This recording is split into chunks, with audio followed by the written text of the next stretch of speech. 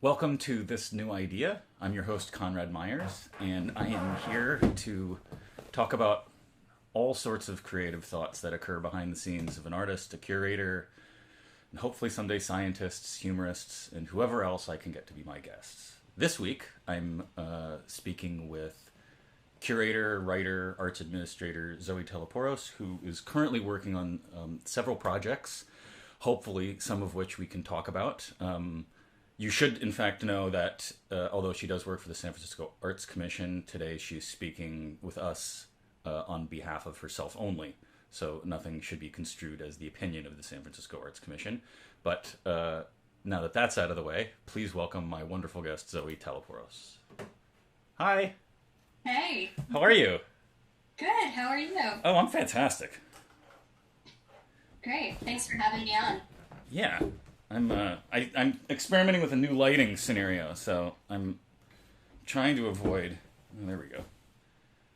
Maybe. You're looking great. I thought I had it, but no, then I didn't.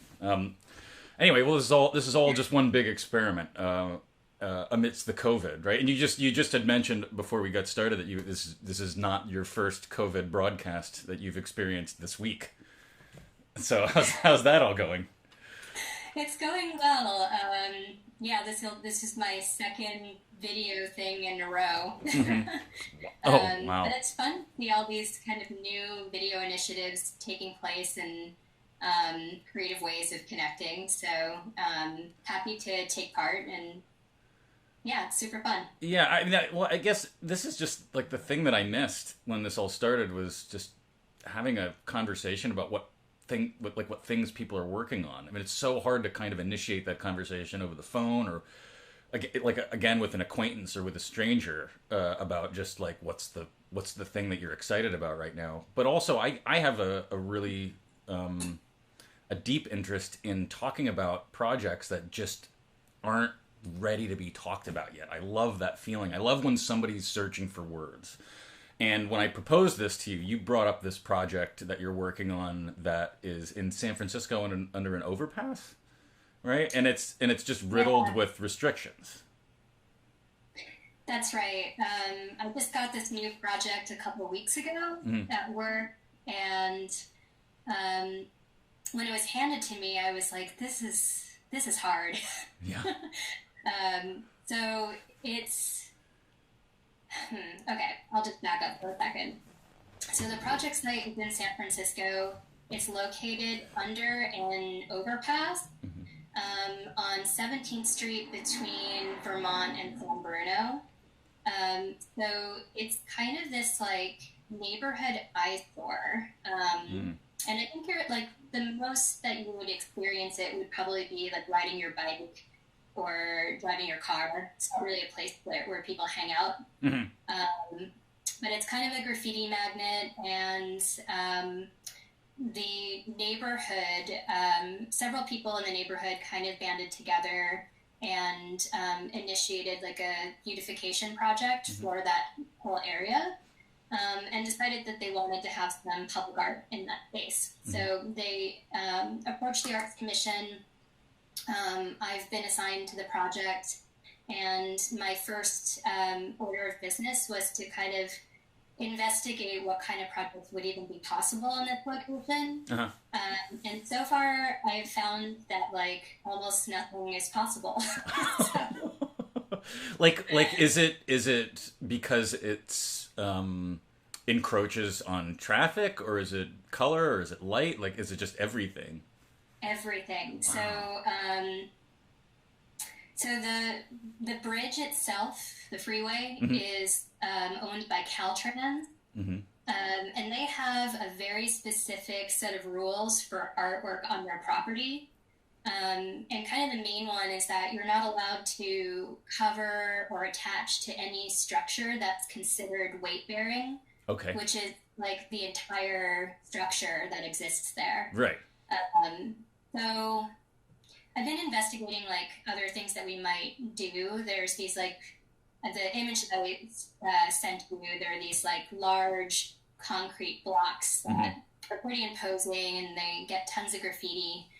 And initially I was told we can't put anything on those, but I guess somebody talked to someone and said, well, maybe it's okay to put something on the facade of them because basically they're interested in me solving their graffiti problem. So I'm like, okay, well, if I can spin it in a way where I'm actually like helping them out, then maybe they'll let me do more things at this site. Got it. So I don't know. It's an investigation into like what may or may not be possible. And I haven't worked with this entity before, but it seems quite complicated. But I'm up for the challenge. So, and I also don't know if this is like interesting to anyone. If I'm like totally boring you. No. I love this. So, like, when you're normally going through this process, like, so when you get can you explain like what it means to get assigned a project at the Arts Commission? Yeah, maybe I should just back up and tell people what I do. Sure.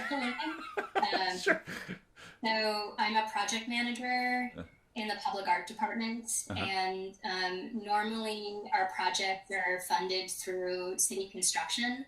So anytime there's like a new building or park or renovation to an existing building, a percentage of those funds is allocated to art in that space. And so I'm one of several project managers on the team. So when new projects come down the pipeline, then my boss will assign them to someone.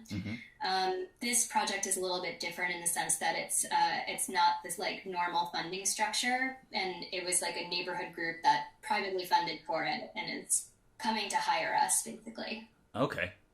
And so a lot of these come through, and there's a group of project managers. Like, how many people in San Francisco share your level of position? There are 4 of us. Oh, okay. And then one senior level person that manages some projects and kind of oversees what we're doing. Cool. And then, so do you get to see what's coming, or do you just like get an opaque envelope? We generally know what's coming our way.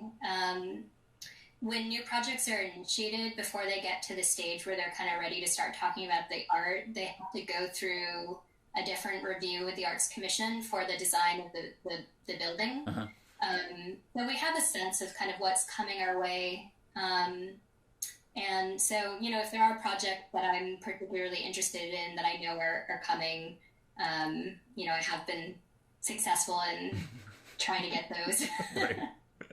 Right. And so your process is you review the plan, you meet with some people, you dig into like what it is, what they're looking for. I mean, you treat it like a curatorial consult for the most part, or do you bring ideas to it from the get-go? Like, what is it, or is it a mixture of all those things? Yeah, it's a mixture of everything. The first step is kind of what I'm doing right now with this weird site that I just got, where well, in this case, it's an existing site. That's not always the case. I would say the majority of our projects haven't been built yet, but in either case, we're reviewing plans or existing structures to identify what the project approach is going to be. And the feasibility of those approaches within the budget that we're given. Right. So, you know, it's kind of a hard line to take because we want to give artists some parameters when they're brought onto the project to be like, you know, this is going to be a sculptural project or some other kind of approach, but you want to leave it open enough to be able to have the artists bring their ideas to the table. And in many ways, the artists are the ones that think that we don't. So, you know, in this case, I'm investing in many different approaches to be able to kind of let the stakeholders know here are some kinds of things that we know may work in this site. Right. But we never really know until we're going through the design process and we're really digging into like whatever infrastructure is needed to support the projects. So things change all the time on those projects, and there's like a ton of unknowns that you have to deal with all the time. Right. I'm familiar from my experience in fabrication and design for the hospitality at local language, where you worked with local language with your last big project. Was that your biggest project? That's a big project. The hotel project? Yeah. Was that a big project for you?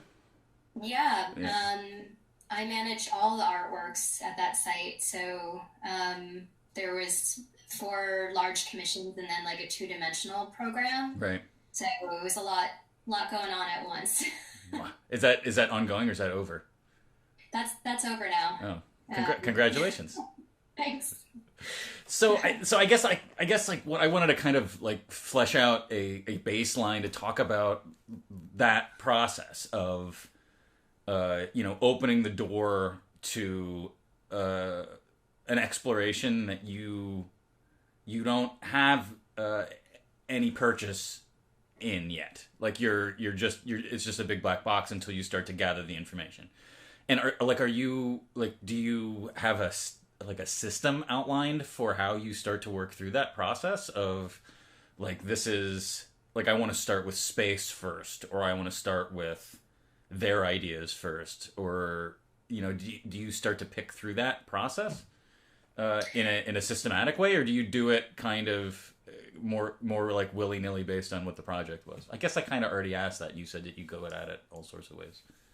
Yeah, it kind of depends on the project, but these are client-based projects. Right. So you want to know that whatever you're going to do in the end is Right. going to be well received by the people that are supporting it financially, and also the user of the space. Right. So there's a lot of work in the beginning to kind of identify what the desires are Mm-hmm. for the site. And then some of that is kind of tempering those expectations when you're working with a site that's like super challenging and, or there's been moments where I have a tiny budget and someone wants the like bean in Chicago. Right. And I'm like, it's not going to happen. So. Right. And so do you as I've done some significant project managing also, like that tempering expectations, is that like the biggest challenge for the most part, of like making sure the artists that you talk to don't get their hopes up too much, and making sure that the designers aren't thinking that they can get something like the Chicago bean that they obviously can't get on whatever budget, on any budget, and then like also just trying to like mitigate where people enter the process or what they're expecting of you. I mean, that's kind of a exciting part of it, I'm sure. Yeah, that actually sums it up very nicely. It's like, I am the sort of pass through of all the information, all of the desires. Mm-hmm. I see myself primarily as the artist advocate. Right. And so I feel like it's my job to kind of communicate what everybody wants to the artist, let them kind of synthesize what that means and do what they want, but then try to communicate that out. Or I think the hardest part of that is saying no to somebody if it's like, if an artist wants to do something and it's just really not feasible, or they're not getting the feedback that they want and they're getting, that they're frustrated, expecting, and it's frustrating. These projects are enormously frustrating for everybody, and so a lot of the challenge is just sort of like keeping things even, trying to like incrementally like push things along, and not like tear your hair out in the process. But, yeah. I mean, it's also very rewarding at the same time. Yeah. I find these challenges really interesting. And oftentimes artists see the challenges as an opportunity, and that can be really cool. Right. So back to your bridge problem, back to your bridge issue.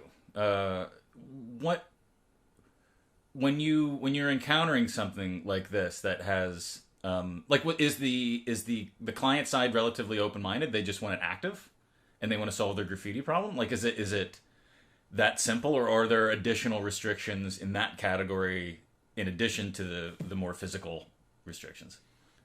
No, this group that I'm working with has done quite a bit of research in terms of like other types of projects in similar locations. Hmm. There are a lot of artists on the committee, so it's great to have a group that's like very involved and has a lot Uh-huh. of ideas. I think they just needed someone to kind of like see what was possible. Uh-huh. And so far, the examples that they've given me are not ones that I could easily implement or implement at all. Hmm. So I'm hoping to go back to this group with some different kind of ideas, or at least like augmenting what they had originally expected to do. But it's great that they are very excited about having art there. That's not always the case. Right. Sometimes people don't even want it at all, and they're being forced to Yeah. because of the tax, right? Yeah, I think the funding for our projects comes from a city ordinance. Uh-huh. So you know, people are going to get art whether they like it or not in these spaces. Right. So sometimes the reception of it can be quite varied. Yeah. Public art is complicated. What's your favorite as an artist advocate from that side of things? Like what's your favorite part of that process? Is it like when you find a perfect match, or is it the like working with somebody until their idea kind of gets fleshed out enough where you know it can work? Where do you find your joy in that part of it? Yeah, I mean, the majority of my job, I think, is solving problems, Hmm. and that can be super frustrating. But I also find it like really rewarding to like tackle a challenging problem and like get through it Hmm. in order to like realize an artist idea. Right. And so um, when you kind of get to the other side, it's like amazing Yeah. to have like overcome like really big hurdles. Yeah. Uh, yeah, and when you eventually see the project come to fruition, it's really worth it. So there is a lot of joy in that, and there's also a lot of joy when the like user of the space comments on it in some way, Hmm. and I know that it's like made some kind of a difference in like the environment that we're in all the time. So that's happened quite a bit, and it's lovely. Hmm. When you're like your love of problem solving, did it start like has art curation always been a way to scratch that itch, or did it kind of exist in other ways before you got involved in arts? Yeah, I mean, I think that there's always been an element of it in my art career. Hmm. Um, I started out in nonprofit artwork Hmm. where it's sort of a different problem where you're just like under resourced and trying to make something happen. That's where we Yeah. met Right. during that time. Um, uh, and then also like working in kind of like scrappy spaces where, Yes. artists run with even less resources. Right. So that's all problem solving, and it's the same kind of like things are applied to these other projects that are at a larger scale. There's Hmm. always like a set of restrictions that you're working with, or maybe some problems to overcome.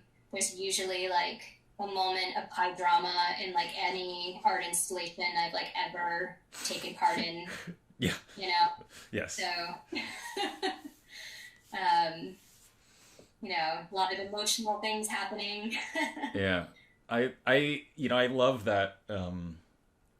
It's the thing that I miss most. I've one of the things I've missed most this last year and a half that I haven't been so involved with that stuff at aggregate is that process of spending 90 hours with an artist in 3 weeks or 2 weeks and really trying to figure out how to get what they want and what the space needs to unite on a common front. And aggregate always was, particularly at its previous location, it was something where I was very much the expert on the space, and I made sure to assert myself on all of those arguments, but then let the artist assert themselves on every other one, and wouldn't argue. I'd be like, yeah, let's figure out a way to make that happen. But if it was like, if I felt like it conflicted in some way with how I knew people viewed art in that space, I would argue about it, and then usually there would be a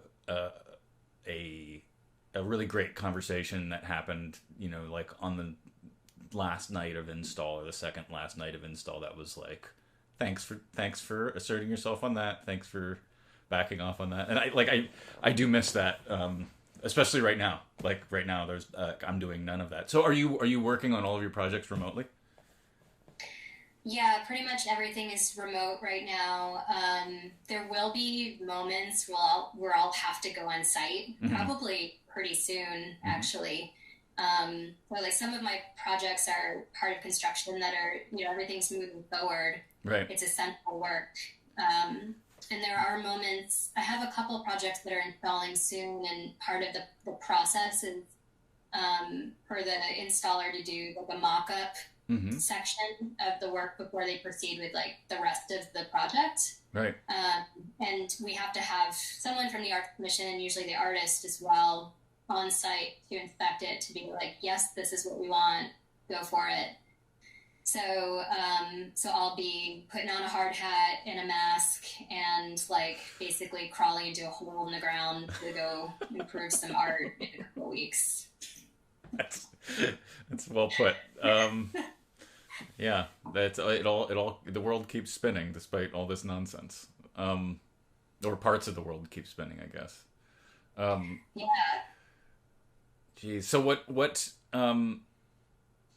with regards to projects like the bridge that like the underpass, do you pull from like a long list of artists, or do you like try to research based on ideas? Like how do you keep track of all of that wonderful stuff? Yeah, so all of our artists are selected through a public process. Uh-huh. So we have every like couple of years, the Arts Commission does this big call for artists to apply to be part of a pool. Oh, okay.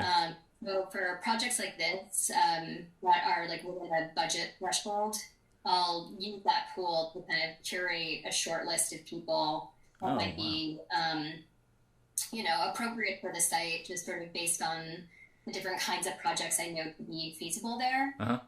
And I assemble a panel of like all of the different stakeholders, and then I usually present the portfolios of about like 15 artists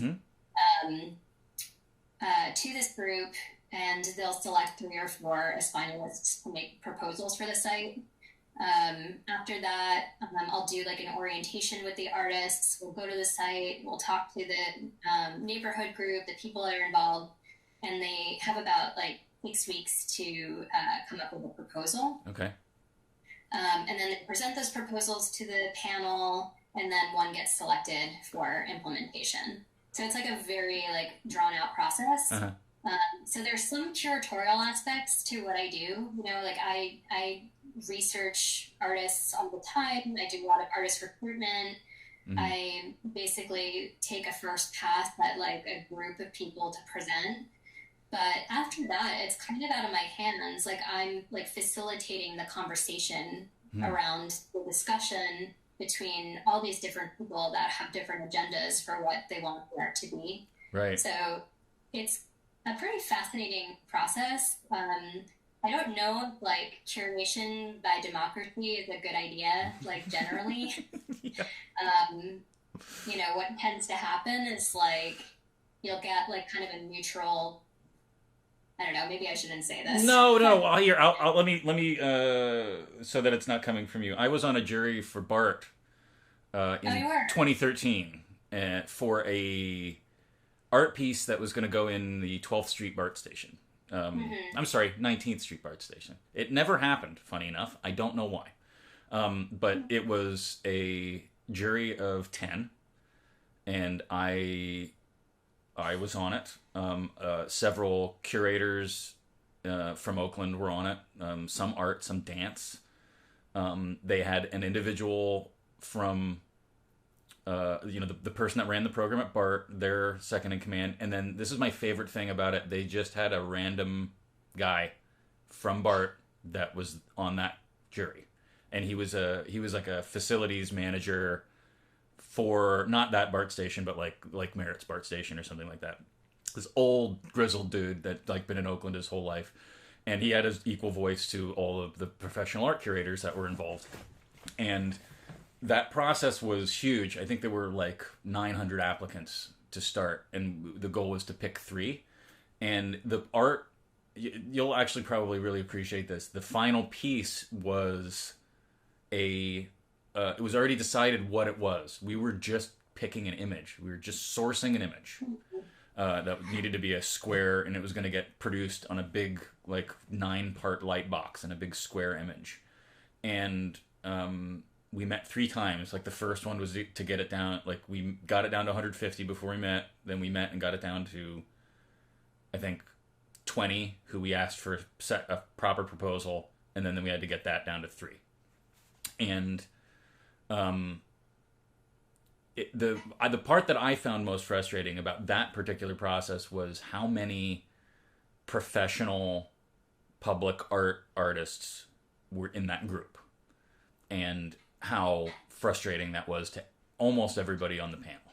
That like this person already has a piece in 2 other BART stations. Like it was like that kind of conversation. And when everybody tried to do it democratically, we ended up with nobody. There were none of the final 3 were from Oakland, and so we had to throw that out and start over. And like all agree to introduce that like a level of equity that like we need to have artists from Oakland in this, or this is a silly process.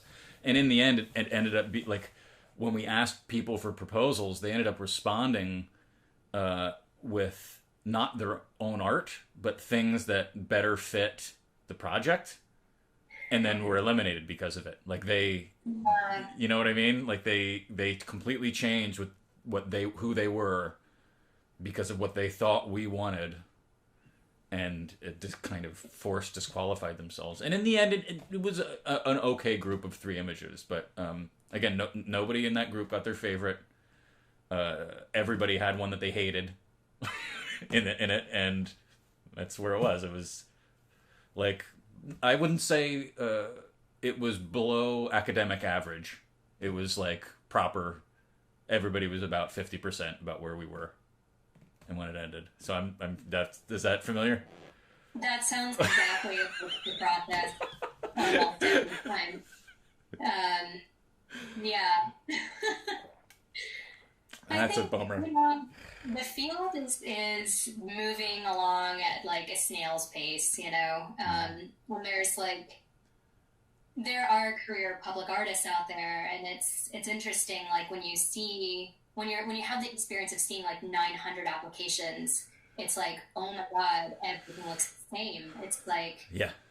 So and if you're an arts professional and you're used to looking at art like all the time, like most of like what we want to see is something new, something like a unique point of view, right?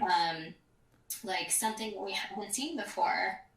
Someone with less experience looking at art isn't going to feel comfortable with that mind frame. Like they want it to be something that's familiar, that they understand. Right. So there's like there's an interesting line to dance on there, because like, you want to try to push the public art field forward to have more of a dialogue with the contemporary art, like global dialogue. And I personally think that better serves the public. Right. And I think that we underestimate the public's intelligence quite a lot.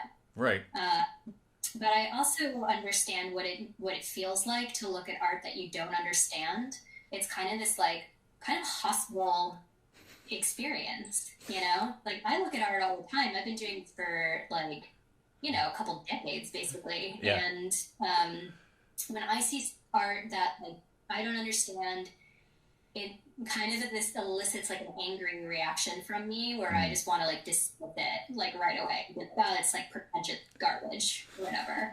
And that's what like the public feels like all the time when they look at art that maybe I think is like amazing, you Yeah, know? yeah.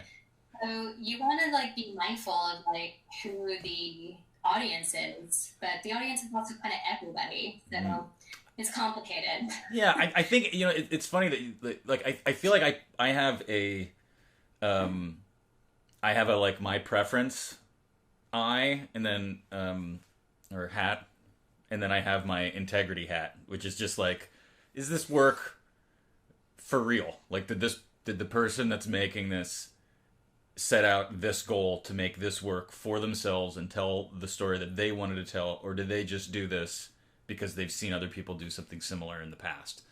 And that's pretty much what I like when I'm in that other situation, when I'm in like that jury situation. That's what I'm judging things on. I try to like not let the is this up my alley or not? Like I try to do my best to like force that out of my head. I even do that I think I do that at aggregate quite a lot because I'm in situations very often where I'm working with people that I like. I know that I know that the story that they're telling is brilliant, and I really don't like how they're telling it sometimes, and I just have to accept that like this is for other people. This I get to do that thing that you were just describing when I'm working with aggregate. I love what you said about wanting to not dumb down the general public, and I think about that a lot with museums and how they've changed. How I feel like they've changed in the last 20 years because of the funding structures changing. I imagine from what I understand. That there's a goal to bait and switch how they market exhibitions with what the exhibitions are, and I feel like my favorite example of this recently was the Keith Haring exhibition. That was I almost didn't want to go to it because of the marketing, as somebody that knew their work. But then when I finally went and saw it, I was like, oh, thank God, this is what I hoped it would be. I don't remember marketing for that It was show. just the dancing. It was the dancing stick figures, and Okay. on everything, and it was just it was just like how do you pare that down, pare that man's work down to that one thing that he's become known for, that has been got turned into some really good public work, but also for the most part was not indicative of like the larger breadth of their work and who they worked with and how they worked and when they worked. And so there was something really exciting about how that needed to happen. But I feel like it's like if it gets people in the door, that's great. Like if people went because they wanted to see dancing happy people, and then had to go through the tragedy of his short career in such a like momentous way, then that's great. But like I feel like if they knew it was going to be this horrible AIDS tragedy and this story of a poor artist that really spent a long time trying to find their way and couldn't, and once they started to, they were on their way to their deathbed, nobody would go see that. And so I feel like there's a difference with public art in that I think people are so good at shrugging their shoulders and like changing the channel that it's harder to live in that world of actually presenting something with depth, which I'm sure you deal with on a regular basis. Yeah, well, I think part of the problem is that public art is almost always, or at least what I'm involved in, is meant to be permanent. Right. So, like, which I think is like the dumbest thing, Like, so as we all know, the context and meaning of art changes over time, and so, Right. but if you choose something that's like neutral enough, then like you're not gonna have people complaining about it for like a long time. If it was something that was like controversial and elicited like a big response, but it was only up for like 4 months, Uh-huh. then it's like a different situation because like it's gonna go away. And I think that that moment of like, maybe eliciting a larger response is like more valuable than giving somebody kind of like a piece of art they're going to look at and shrug their shoulders at and walk away Right. all the time. Right. But Like the Paolo Savaggione. I don't know if he coined it, but he would refer to it as the .com swirl, which was all the sculptures that were made in the early 2000s that had that stainless steel polishing technique that like made them kind of iridescent, and they're all like peppered throughout the financial district and a couple in the mission, right. and they just look horrible. They looked horrible 10 years ago. Which was like maybe 5 years after they got put there. I always like. What's your favorite public art? Like, what's your favorite piece of public art I that you've don't ever know. seen? Is that I gotcha. I think about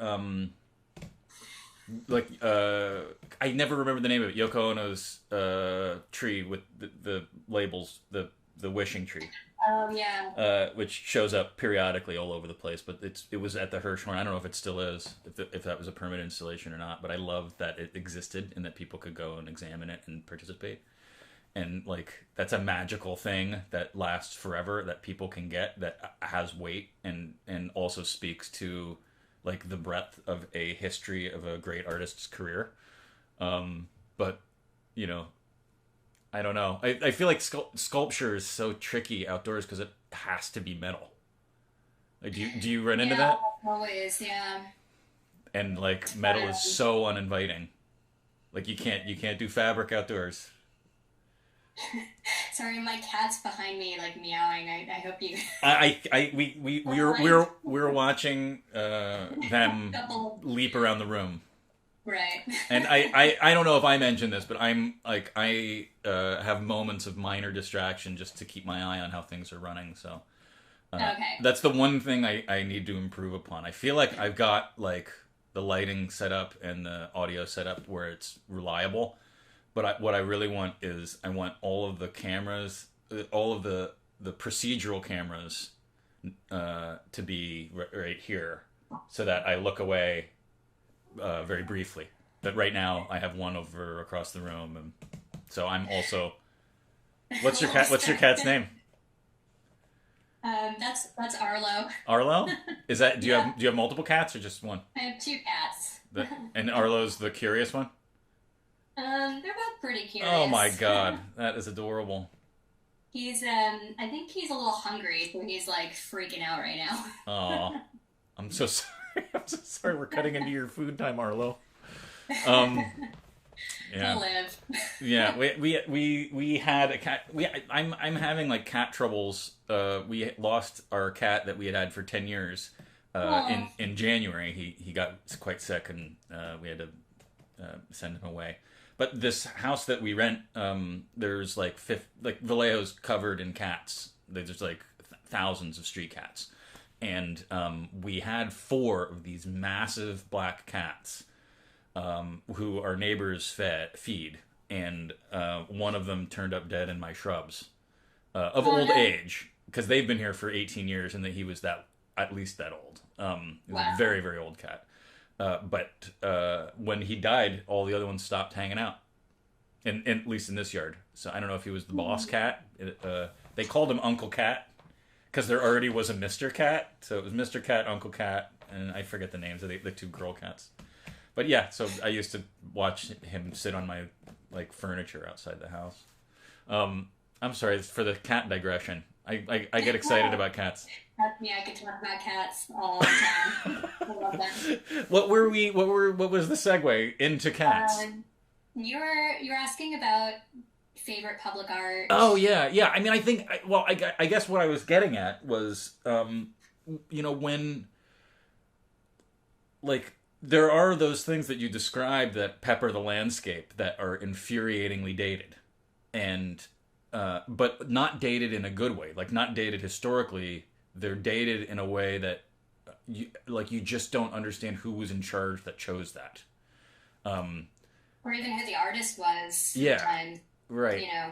There's I mean, going back to the 19th Street BART station, there's that massive installation on, what is that, 18th Street, the middle exit, that is the whole wall, and it had some LED lights at some point that burned out, and then they took a while to replace them, and it's just so strange. I think I heard that cost $800,000. Like, it was some outrageous cost because it's all metal and acrylic or epoxy or resin or whatever. I mean, it's such a huge sculpture, and it's interesting. I mean, it's not mind blowing. Like, it doesn't make you feel like this Oakland is the coolest city in the world when you come out of BART, which is what a freaking public art in Oakland should make you feel like. Yeah, but when I talk about, like this underpass project, I don't think people understand how many restrictions there are Right. that like are going into these projects. And so, when I look at public art, it doesn't really like move me very much. Like, I kind of understand sort of like how it got there. Yeah. Because oftentimes there's like not a whole lot an artist can do. But I kind of refuse to believe that to be like totally true. Like, I like to see things pushed a little bit more, and I think that, people working in this field are trying to do that. It is so complicated, especially when you're like BART or like, Caltrans or like some massive entity that's kind of dictating certain parameters all the time. Oh. Sorry, I have a rogue eyelash. Yeah. What? So, can you? Is there budget for maintenance, or is that covered by Caltrans? Our practice is to set aside a percentage of the overall budget for maintenance of the artwork. Right. But it's not a huge amount. Right. So if it's paint, So if it's like paint, you could set aside some budget to be repainted, but then it would have to be relatively uninteresting at the level at which graffiti would happen. Yeah, we don't often commission mural-based work just Right. because like paint really isn't that permanent. Right. But like, so there's the like tried and true like public art materials that, like a lot of metal and stone and things like that. So, Right. I think that's getting like pushed further. Last year I did a really great project with an artist, Jacob Hashimoto, who normally works in paper. Uh-huh. And he kind of solved the like permanence problem by dipping it in resin. Oh, nice. So we went forward with this like really great installation in a material that we don't often work with. But then we like encountered the fire marshal, and there was like a whole like 6-month period with this project where we didn't think we were going to be allowed to install it. Because the work was already fabricated, and then they told us it needed to be like coated with flame retardant. And then every time we experimented with putting the flame retardant on this resin, it like destroyed the artwork. It like shrunk in like a weird way. Uh-huh. So there was like all of this like troubleshooting to figure out like how to get around this like fire requirement, which we eventually did by having to like augment the entire sprinkler system in the area that it was installed in. So, these are the types of like problems you encounter anytime you're, but if I had just commissioned a metal sculpture, we would have no issues. Right. Yeah. Yeah. I mean, well, that's why like normally you end up in that situation where that artist, you're helping that artist commission a metal fabricator to find a way to reproduce their paperwork in metal or in aluminum, and then powder coating it to look like paper or something like that, Yeah, but, I think that you've done some of that sort of stuff in your role as a fabricator in the past, right? Yeah. Oh yeah. That exact problem. But it's different in hospitality things. Usually it's 5 to 10 years is how long they expect them to be around. Nobody's trying to do anything forever. So it's like 25 years is our kind of goal. Yeah, and then the other thing is in hospitality you have to. Jordan Bonnell used to refer to it as the drunk curious person factor, which is like it's children, but also if it's like above 4 feet, which pretty much everything has to be, then you have to just be prepared that a drunk curious person mess with it. And if it can survive like somebody poking at it briefly, then you're all right. But you know, if somebody wants to tear something off the wall, they will. That was always the fact. But in public sculpture, that's not the case. You want it to be completely person proof. Yeah, I spend a lot of time with like, you know, these types of conversations about people climbing on things. You know, what happens if like garbage like gets stuck in it? Like, is it going to catch on fire? You know, these are the conversations that we're having all the time. Are people going to skateboard on it? Right. So, like, have there been any like, do you work with people? I mean, I'm sure that you keep adding to your library of like durable coatings and like durable fabrication techniques or things that are, I don't know, interactive. I don't know. I'm like thinking about trying to solve your problem, which is ridiculous. But I was going to see if you had an idea for the underpath. I was kind of hoping that we could just solve my problem. Oh, you know, it's funny that the only thing I thought of, which is so probably far out of left field, is you had mentioned I think you said that they want it to be they want to activate the space, and for whatever reason, I jumped to like developing a chroma key portion. I don't know why I jumped there, and then having it be like a thing that people can then use to make their own artwork out of. As they walk by or as they drive by. And I don't know why I went there with it, because that's like a children's museum thing. But something about like the fact that you're screwed with a space that doesn't have like a viewing space, because it's a very dense set of beams in the ceiling that you can't affect, but maybe you could paint them green. And then you can paint a sky or something. I don't know. I don't know why I went there, but that's kind of what my brain like went to. How do you just limit yourself with minimal materials and let it be something that the art maybe isn't there, it's later. But maybe that's a COVID brain too, of attacking the problem. Just planning for nobody to see it. Yeah, there's also weird restrictions where like at one point we were commissioning a piece that had light, but it was like near the water, and we couldn't use like we couldn't use red light because that like interfered with the like flight patterns of the birds in the area. Oh man. I mean, there's like all sorts of weird things that you end up encountering that are like problems. Yeah. That you would never think of. Yeah, right. Well, and they found out the hard way, probably, in like terrible, unfortunate ways, and now it's just in the rule book. Yeah, it's like building code, right? It's like you don't nobody knows the whole thing, including code inspectors. But then everybody starts to learn a little bit more, and then the more people you get together, the better chance you have at it working out. Yeah. I don't envy you. I had this quote. It's again from this Arthur Koestler book. And I don't know. I've somewhat promoted this throughout. It's The Act of Creation, which is this out of print book by Arthur Koestler that was written in 1964, which is about creating. It's about ideas, but from humor, science, and artistic points of view. And there's a chunk at the end, like the latter half of the book is this kind of deep dive into like the way in which the brain assembles ideas, and like he's kind of invented his own way of talking about it, which I don't necessarily prescribe to. But there's a section called Habit and Originality that starts with this great problem-solving sum up.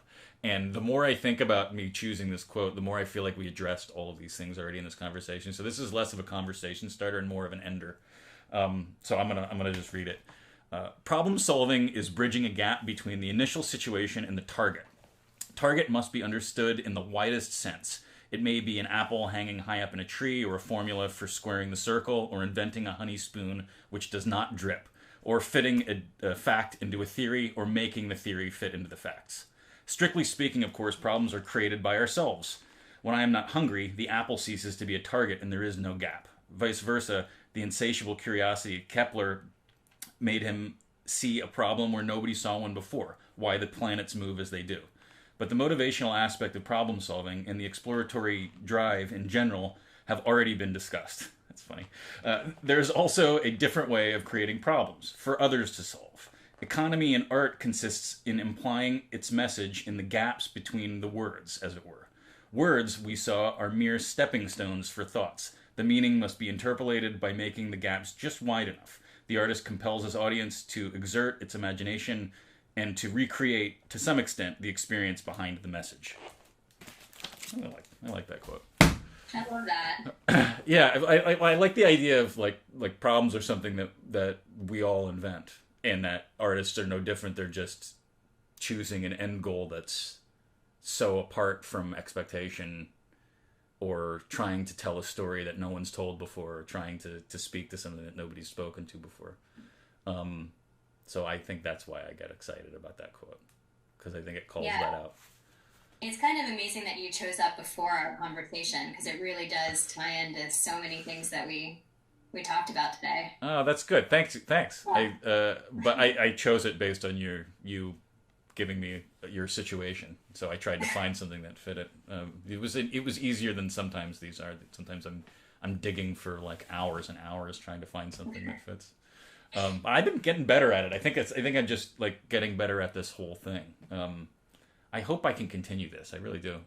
Yeah, you did. Yeah. Well, I'm at some point I'm gonna just send an email out to everybody that's been on it and beg them to refer me to new people, so at least I can play like a first or second removed game rather than just start emailing people cold that I don't know, because I think that's gonna end in a lot of disappointment. Geez. I guess like.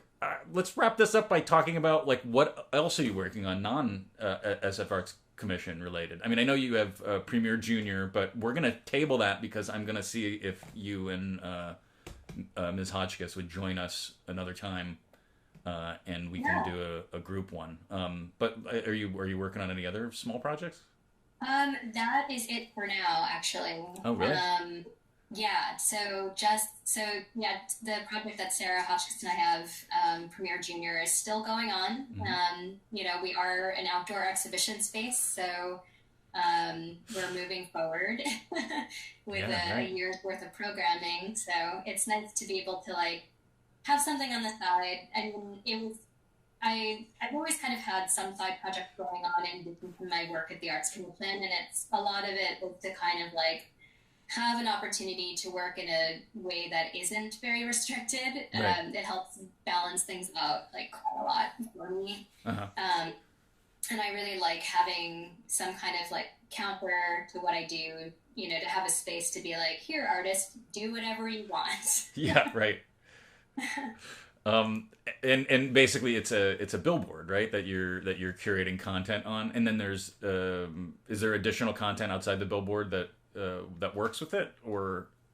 We actually hadn't originally planned to do any sort of supplemental programming. We were just going to do the billboard and, have an opening event. Uh-huh. But now that we're in the middle of this pandemic and we don't have an opportunity to gather in person, with our current artist, Katie Dorame, Uh-huh. we did a screening, like a movie screening on Zoom, Right. which was super fun. So that might become more part of the project.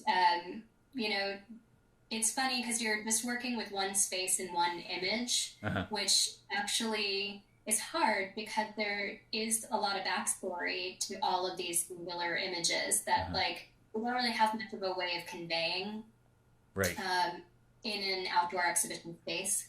So it does make sense to have kind of more supplementary programming to have people like engage in the work and with the artist in different ways. Right. But it's also difficult because I think everyone's having like Zoom fatigue, and all of us in the arts are like challenged with this thing of like, how do we do something meaningful online? Right. Yeah, and how do we do something meaningful, and then also how do we communicate about it?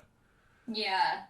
Besides this, do you have other projects going on? I'm trying to do a lot of reading. I'm trying to do a lot of research. I'm doing a lot of grant writing and report writing actually for aggregate stuff, which is good. Yeah. But we're figuring out ways to deal with the delayed relaunch and give a proper launch at some point. But as of right now, there is no plan to that. I think we're like everybody else, where we're trying to figure out like what does an art event look like in the near future and in the not so distant future, and how do we meet that goal as a small organization right now. So I think we're thinking through the same things everybody else is thinking, but we spent a year being very good at getting small, and so we're just staying there until it's time to try to get big again. Yeah, you guys are great at sort of adapting to whatever gets thrown your way. So I appreciate that. I'm not regretful. I'm pissed that this didn't happen when we were at the old space, because we could have curated shows and just opened the roll-up doors. Like I could have done stuff that was street level and just told people like, it's open from this time to this time, please stay 6 feet apart and come take a look. Like we could have kept doing something, and we obviously can't with our current situation. But I mean, like, I feel like somebody must have already done that, where they're like opening up the roll-up door on the side of their like Soma Arts should be doing that. Like there's somebody out there that has the opportunity to continue programming like in a 2-car garage without without really disrupting people, because I feel like that's what people are craving. Like I have one friend in Oakland that twice now I've gone and parked in the parking lot next to his house, and we sat 12 feet apart and had a beer in the parking lot for 15 minutes, and that's been it. Like that's been kind of like the extent of my social interaction. And I went and visited our mutual friend Carrie and Jason while they're working on their house project, and offered up some thoughts. But Carrie lives a couple blocks away from me, so we've had a couple of distant hangouts. Yeah, it's so weird. Yeah, because especially the fake handshake that happens at the beginning of every, like, good to see you, hey, like everybody doesn't know how to navigate that. Like, I'm so fucking happy to see you, but I'm gonna just stay 6 feet away from you. I have to kind of hold back from sort of like manically talking whenever I see someone in person for a little bit, because it's like I am super excited. Yeah, right. And, well, I think the other one is this has happened. I want to say 20 or 30 times, where either I have called somebody to ask a really quick question, like, "Hey, what was that person's name that was at that party? They work at this company. Can you remember their name?" Like, and that question turns into 40 minutes of talking about literally fucking nothing. Like, just like, this is what I did in my yard. This is the weed that I've encountered. Oh, like my cat is going through this problem. Like like it's just like oh my god, a person that isn't my partner or my coworkers is available. I am going to just talk their ear off until they end the conversation, or I do. Yeah, that happens a lot. So anyway, it's moving so weird. So it's been nice to have a semi-curated conversation and then allow it to just dump into BS here at the end for a few minutes. So I really appreciate you joining me for this. Me too. Thank you so much for having me. This is super fun. Yeah, great to see you. I will keep you posted, and we'll be begging you for referrals. So thanks so much. Yeah. Have a great afternoon. Okay. Bye. Bye.